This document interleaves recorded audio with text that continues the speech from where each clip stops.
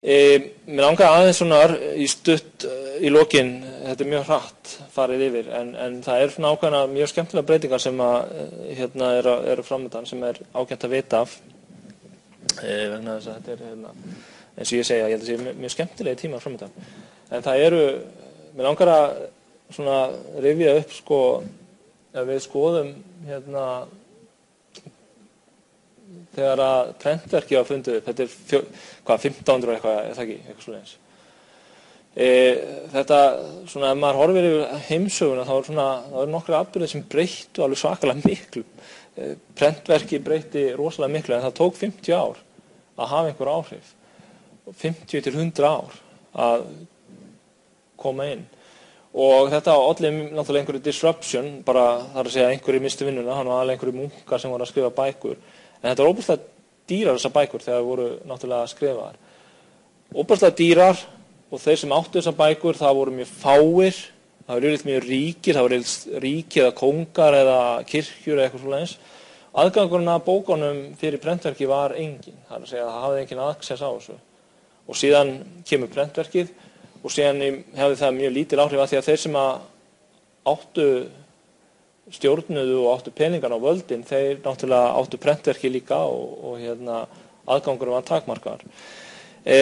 Þannig að þekkingin var mjög takmarkuð, þar að segja hún fór ekki til fólksins. Fyrstu bókasöfnin voru með keðjum og það var ekkert aðgangur fyrir alla inn á þetta. Þetta var svo dýrt náttúrulega. Og það ekki fyrir en að bókin verður minni og aðgengileg og ódýrari að þessi þekkingabylting verður til og þeir geta alveg litið við söguna og séð hvenær þekkingabyltingin verður, það koma fullt af bókum. Í dag kostar ekkert bækur, þetta kostar nokkra þúsundkalla, þetta ekki dýrt en miðað við það sem var áður er alveg himinn og haf. Og þetta þýddi það að þegar menn mistu tökina á prenta orðinu og þekkingunni, þá mistu menn stjórnina, bæði kirkjan og ríkið. Og allt í einu var almenningur komið þekkingu og prentverki hafði alveg gríðarlega áhrif á hvernig heimurinn þróaðist eða heimsmyndin þróaðist. Þannig að þetta áhugaverð saga. Í dag þá höfum við eitthvað svipað og það margir sem hafa bent á þetta. Við erum með í gegnum þessi tæki sem við höfum, þá erum við með aðgang að fullt af hlutum, bæði þekkingu, þjónustu og öðru fólki. Þannig að við erum komið með þetta í hendurna. Þess vegna ég að segja að síminn sé svona, eða snjallsíminn sé svona rosalega öflugur sem tæki. Og þetta þýðir líka end of control fyrir mjög mikið af stjórnsýslu einingum sem eru til í dag. Ég ætla að taka nokkuð dæmi. Því að ef að stafræni áratugurinn var núna, þá erum við að byrja einhvern annan áratug, þá erum við núna í miðjum áratug þar sem eitthvað annað að gerast. 2,6 billjónir eru náttúrulega tengdar saman og þetta náttúrulega erfitt að stýra þessu. Þetta verður komið upp í 3 ár eftir smá tíma, það ekki þegar komið. En þetta hefur mjög mikil áhrif. En það sem kannski til að útskýra breytinguna sem eiga sér stað, þá þessi mynd alveg ágætt. Ef ég ætlaði mér til dæmis að fara til útlanda og gista á einhver hóteli fyrir nokkrum árum síðan, fyrir vefin og svona, þá myndi ég þurfa að fara á ferðaskrifstofu. Ferðaskrifstofan búin að gera samning við einhverja agent, einhver stað sem gerir samning við einhverja ferðaskrifstofu annar staðar og sem gerir samning við einhvert hótel. Þannig get ég fengið tengslin. Þannig að ef ég væri að tala við einhvern sem væri hinum megin í keðjunni, í þessu hierarki, 20. aldar hierarki, þá þurfti þetta að fara svona. Þetta óbúslega dýrt. Það milliliðir út allt. Þannig að 20. aldin svona fullt af gatekeeperum og milliliðum, alls konar liði sem þarf að sjá hitt. Síðan náttúrulega fer þetta allt saman til fjandans með því að tengja saman alltaf í network. Þá get ég haft sambandið hvaða hótel sem Ég hefði náttúrulega getað hringt í þau, en það svo erfitt að finna þetta út. En þannig get ég í raun og veru bara keypt alla þjónustuna beint af þeim sem að selja hana. Og þetta hefur gert það verkum að það koma ný fyrirtæki inn sem voru ekki til og að valda svona usla á markaðinum í dag. Þannig að ef fyrsti áratugur þessara aldar var stafræni áratugurinn, þá þessi áratugur sem við höfum núna að vinna í, það transformation áratugurinn, það að segja umbreyting á business modelunum. Og þetta að valda mjög skemmtilegum árekstum, skemmtilegt fyrir þá sem að fylgjast með og kannski ekki í að tapa business modelunum sínu. Tónlistamenn til dæmis, ég tala mjög oft við tónlistamenn, ég þekki marga tónlistamenn, það mjög gaman að tala við þá þetta, þangað til að verða öskureiðir og brjálast. þar maður svona en það businessmódelin að breytast. Businessmódel 20. aldarinnar þau að fara til fjandans og það að koma ný módel inn og tónlistamenn sem ég tek þá alltaf sem dæmi sem ólust upp hérna á 20. öldinni, gáfu út geisladiska, fóru í stúdíó og gerðu plötur og hafa gert þetta í áratugi. Allt í einu sjá þeir hérna að plötusalan engin og það allir að stela tónlistinni. Ég held reyndar að það sé kannski minna það meira bara tónlist í boði. Það virðist vera og fólk vil helst ekki borga mikið fyrir hana, bara í áskrift á Spotify. Þannig að businessmódelin að verða ný, það að koma ný businessmódel og við erum með miklu léttari tæki sem en það sem svo fyndið við að þessi tæki eru svo öflug, þau eru miklu öflugri heldur en hérna þau líta út fyrir. Þetta eru margfalt öflugri græjur heldur en kannski voru fyrir 10 árum síðan. Við erum líka að sjá nýtt user interface, þetta bara keyboard mál, það svona vinnu tengt einhvern veginn, nú þetta bara orðið eitthvað sem allir geta notað, það opnað ábúðslega mikla, það bætt við markhópnum alveg rosalega stór hluti af fólki sem gat ekki notað tölvur, það getur notað tölvur í dag. En allir þessir tæki bara gáttir inn í einhvers konar lausnir sem þarna úti. En þetta þýðir það að það orðið breyting á hegðun. Og við tökum eftir því til dæmis hérna í skólanum að það margir sem vilja frekar horfa á fyrirlestrana á YouTube heldur en að mæta í tíma. En það allt í lagi. Ég mjög gaman að því að fólk mæti í tíma en ég líka alveg sáttur við það að menn horfa á YouTube-vídeó. En það mjög margir kennarar henni í skólanum, bara svo ég segi ykkur sem eru ekki ánægðir með það. En þetta að breyta hvernig fólk hegðar sér. Og það það sem svo áhugavert við þetta að fylgjast með tækniþróun. Það semst fólkið, hvað gerir fólkið? Fólk hætt að kaupa dagblöð í áskrift, það hætt að gera hluti sem og til dæmis það hætt að horfa á sjónvarp, áskriftarsjónvarp. Það hefur minnkað alveg rosalega mikið. Þannig að það miklu meiri, það breytingi hvernig menn neyta efnis, horfa á, læra og horfa á bíómyndir. Það mjög algengt að unglingar horfa á bíómyndir með fartölunum sína inn í rúminu sínu, læra í rúminu sínu. Þetta virðist vera trendið. Hvernig maður búa til content, þannig að það miklu ódýrara að búa til content í dag. Ég að framleiða bara gigabætin af efni hérna sem fer allt upp á YouTube. Þetta kostar ekkit svo rosalega mikið með það sem var hérna í gamla daga. Og hvernig fólk tengist saman síðan líka, hvernig við tölum saman, tengjumst og með þess að tölvupósturinn hann á undir högg að sækja, hann gamaldags í dag. Fólk notar ekki tölvupóst lengur. Það að segja yngri kynslóðir þeir sjá einhvern tilgang í tölvupósti, það bara svo gamaldags. En svo dæti mín að segja hérna bara, pabbi, tölvupóstur. Og þeir að segja að senda mér eitthvað, sko. Svo kemur þetta í gegnum Facebook eða eitthvað. Þetta þýðir það að það koma ný fyrirtæki, Airbnb, þið þekkið það. Það ekkert allir ánægðir með þetta, ekki hótelrekendur. Í íslensku lögum stendur eins og ég hef beinst á að þú getur ekki leigt eign sem þú átt nema í 30 daga. Þú getur ekki leigt herbergi, það bara ólöglegt. Þannig að lögin gerir ekki eins og ráð fyrir þessu. Þannig að lagabálkarnir eru svolítið svona að standa í vegi fyrir hlutunum. Og þá kemur togstreitan.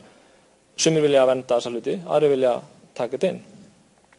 Airbnb, ég get sett íbúðina mína á leigu, ég get leigt hana til hvar sem er í heiminum og hann getur komið og gist eina nótt eða viku eða hvað hann Þetta að gjörbreyta hótelrekstri.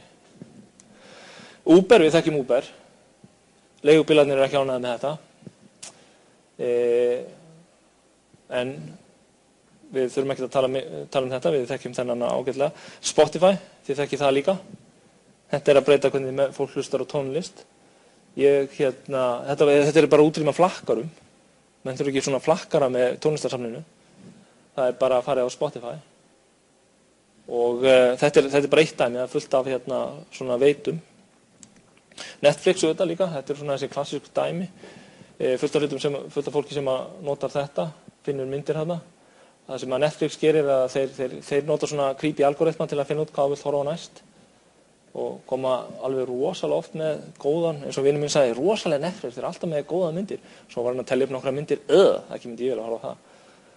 En það svona misjafn smekkurinn og ég veit ekki hvað þetta Já, þetta bara eitthvað screenshot. En ég leyfði eins og dóttur minni að nota accountinn minn, þá kom svona rosalega mikið H2O inn, sem einhverja svona hafmeyju myndir fyrir unglinga. og það tók mig, ég þurfti að resetta accountinn til þess að fá eitthvað almennilegt inn. En þetta þýðir bara að fólk hætt að safna svona dóti og þetta hefur afleiðingar. Það er hætt að safna dóti og það er komin svona farið í skýið. Þannig að það kemur þessi að hafa aðgang að tilfinning. Ég þarf ekki að eiga hlutinn, ég get hvenær sem náði hann. Ég þarf ekki að eiga stafla af DFD-myndum þess að ég get náði hann hér. Þá farið allt aðra tilfinningu. Þetta þýðir það náttúrulega að svona gæjar eins og Blockbuster, þeir fóru náttúrulega lóðrétt á hausinn, þeir voru í vídeospólu eða DFD-útleigu. Þeir voru ekki í entertainment. Þeir voru í útleigu á DFD og þegar fólk hætti að kaupa sér að leiga DFD, þá bara fór þetta á hausinn. Já, sko, Netflix, það er talað það að Netflix kálaði Blockbuster-vídeó og Blockbuster bara fór lóðrétt á sig. Þeir eru með 5.200 svona búðir þegar það mest var fyrir 4 mánuðum. Fyrir 4 mánuðum, svo Netflix stúdaði þá leigðuru, þá fekstu DFD diskipósti. Þetta virkaði í Bandaríkjunum. Pósturinn í Bandaríkjunum er allt öðruvísi heldur en hér. Hérna myndi ég þurfa að fara út á pósthús og borga einhverja peninga fyrir að sækja dótið. En í Bandaríkjunum þá farið í póstkassan þinn sem er fyrir utan húsið. Þá getur fengið kassa, það er ekki bara bréfalúga, það er póstkassi. Þetta virkaði rosalega fínt. Þú gast verið með svona 5 diska í leigu á sama tíma og þú vildi fá, og þú þurftir ekki að skila það, en ef þú vildi fá 7. diskinn þá þurftir að senda hina tilbaka. Og hvernig gerur það? Tekur bara diskana, setur það í umslag, Netflix sem að Netflix kemur með og setur það í póst og þeir taka við því. Þeir borga stampið, sko. Þannig að þetta er svo þægilegt. Mjög þægilegt. Þeir hins vegar áttuðu sig á því að fólk myndi hætta leigja DFD og þeir fóru út í streaming-þjónustu. Þeir fattuðu það alveg leið. Þannig að þeir lifðu af. Netflix byrjaði í útleigunni en í gennum póst. En þeir gátu byrjað þegar kostnaðurinn á búa til DFD-disk var orðinn svo lítill að það var þetta hendunum. Búa til nýjan og þetta þýðir það að við erum að sjá bækurna, ég held að bókin hverfi aldrei. Þetta er of flott módel fyrir dreifingu á gögnum að hún hverfur ekki. En það er fullt, kennslubækurna sem ég valdi fyrir þetta námskeið, fyrsta skilyrði var það, hún verður til rafræn. Hún verður að vera til rafræn. Og við sjáum meira og meira af því. Ég er til dæmis áskrifandi á Wired Magazine, fæ það einu sinni í mánuði, og ég er áskrifandi á Wall Street Journal, sem ég gat ekki áður. Ég gat ekki verið áskrifandi að því áður. Ég get það í dag. Bókabúðir eru náttúrulega bara að verða kaffihús, svona menningarsetur, þar sem þú kemur og getur unnið. Það er allir með wireless. Eins og ég hef sagt áður, þá ég til dæmis rakst ég á bókarni í hillunni hjá Eymundsson. Ég verði að eiga þessa bók. Ég vil ekki eiga bækur, físískar. Þannig að ég fór og keypti hana á Amazon. Nei, gennum Kindle á iPadin. En eina sem þeir grættu var þessi kaffibólli sem ég drakk meðan ég var að því. Síðan er það búðina, þetta er svolítið vandamál. Búðina er að vera svona fitting room, eins og Apple-búðin er svona, það er rætt áhersla á að prófa hluti. Í fataverslunum er sérstaklega undir högg að sækja, en þær eru bara að verða mátunarklefi. Fólk kemur og mátar, þetta er cool hérna, ég ætla að nota þetta. Svo fer það á netið og kaupir. Og það er alltaf ef að búðin á netið líka, en ef þetta er bara svona búðir sem selja eitthvað sem er hægt að kaupa á netinu, þá eiga það mjög erfitt. Og síðan er þetta mynd tók ég í Helsingi, því ég bjó þar í fyrra. Þetta er í Klúvímál, þetta er eitthvað mál hana. Og þá gastu farið hérna á valið vörurnar í appi sem þeir bjuggu til. Og svo gastu bara sagt, ég ætla að fá þetta sent heim, ég verð komin heim klukkan 5:10, þá á hann að koma þessi gæi, delivery gæi. Og þetta maður er að sjá aukningu í þessu, og sérstaklega í Bandaríkjunum þá er rosalega mikið svona Bretlandi, þá er það svona panta og pick up. Þá pantar og sækir síðan, ferði í búðina og sækir síðan. Og þá er það yfir þannig að menn panta bara á morgni, þetta er allt sem við vantar í matinn. Og svo koma menn og þú segir ég að þú eru að koma kl. 3 eða kl. Þá kemur og þú ferði eitthvað á driveway og þar er pakki sem er búið til fyrir þig og þú getur tekið hann, sett hann í bílinn. Og þetta er við búðirnar, þannig að ef það er eitthvað sem að mannum langar í, þá geta þið farið inn í búðin og keypt það líka. Alls konar svona sálfþjónustur. Í Bretlandi þá sá ég núna fyrir árinu, þá var bara 1 afgreiða og svo voru bara 4 kassar sem þú afgreiðið sjálfur. Og þá er það þannig að þú tekur körfuna þína, setur hann á vikt og síðan tekur allt upp úr þessu og svo setur þetta aftur á vigtinn til að sjá hvort að eitthvað og síðan ein manneskja sem svona fylgist með 4-5 kössum. Þannig að það er svona scalability, það verður að losa við starfsfólk. En þetta þýðir það að það verður svona til, það er þessi trendi að leigja og eiga ekki, og þetta þýðir það að, og til dæmis Uber, Zipcar, þetta er bílalega Zipcar og Spotify, þetta þýðir svona að menn komið á ónægilegs lifestyle. Þetta hefur svolítið áhrif á búsetuþróun, bara takk eftir. Það er mjög mikið af ungu fólki sem var neyddist til að fara í úthverfin, eru núna að fara tilbaka inn í borgirnar, vill búa þar, vegna þess að það þarf ekki að eiga bíl, það er erfitt að eiga bíl í borgum, það þarf ekki að eiga bíl og það getur alveg sætt sig við litla íbúð, bara að hún er þar sem að actionið er. Þetta er svolítið trend sem er að gerast, þessi ownerless lífstíl. Það er líka annað sem þetta hefur áhrif á, sem að ég hef verið að benda á fólki sem að svona hefur áhrif og ræður, að vinnuafl er rosalega hreyfanlegt. Ef þú átt ekki íbúð, átt ekki bíl, átt ekki hauga geisladiskum og drasli, þá getur þú tekið vinnu hvar sem er. Þú getur flutið til Stockholms, verið þar í nokkur ár, farið sér eða Kaupmannahafnar, Berlín, það er ekkert mál. Þú átt ekki neitt, þarft ekki að taka neitt með þér. Þannig að þú bara pakka fötunum í tösku og svo þegar þú komin í borgina þá getur þú bara tekið Uber og leigt Zipcar eða þú vilt fara í IKEA að kaupa eitthvað. Þannig að þetta er svolítið svona breyttar venjur og ég svolítið nota þetta hérna til að útskýra þetta. 1960-70 þá var skilgreiningin á frelsi að eiga bíl. Markmið fólks þegar var að komast á aldur var að eiga bíl. Í dag eru miklu fleiri sem segja, ég er frekar að eiga smartphone. Ég myndi ef ég ætti að velja smartphone. Þannig að ég þarf ekki bíl, þetta er ekki skilgreiningin á frelsi. Þetta er skilgreiningin á frelsi í dag, það er að eiga góðan síma og geta tekið selfies. Þannig að þetta er transformationin frá á þessari öld. Við erum að sjá iðnaðinn breytast, 3D-printing, mass production yfir í mass customization, design fyrir að skipta máli allt í einu. Design. Og hverjir eru designararnir? Allir. Þannig að þess að hugbúnaðurinn og networki sem þarf til að vera designer, það er komið til fólksins. Og við sjáum til dæmis á 3D-printing síðanum að það er alveg óbúslega mikið af flottum hlutum sem er að verða til þar. Broadcasting, í staðins að one-way broadcasting, þá er það persónuleg streaming, þitt Netflix er öðruvísi en mitt. Gatekeeperarnir, þetta eru dagskrárstjórarnir, dagskrárstjórinn á RÚV, hann ákveður að þú ætlar að horfa á þessa mynd í kvöld, á föstudegi þá þú horfa á þessa mynd og laugardaginn þá horfir á einhverja svona mynd, en í raun og veru þá er kannski ekkert mál að fara inn á einhverja síður, Netflix eða eitthvað og velja bara það sem hinnir segja. Er þetta góð mynd? Hvað segja hinnir?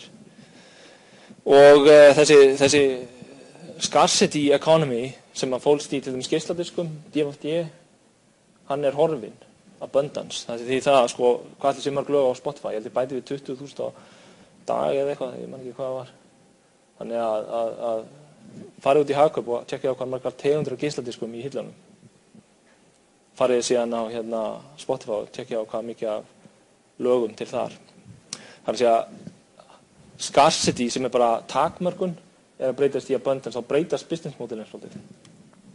Þannig að þetta er smá svona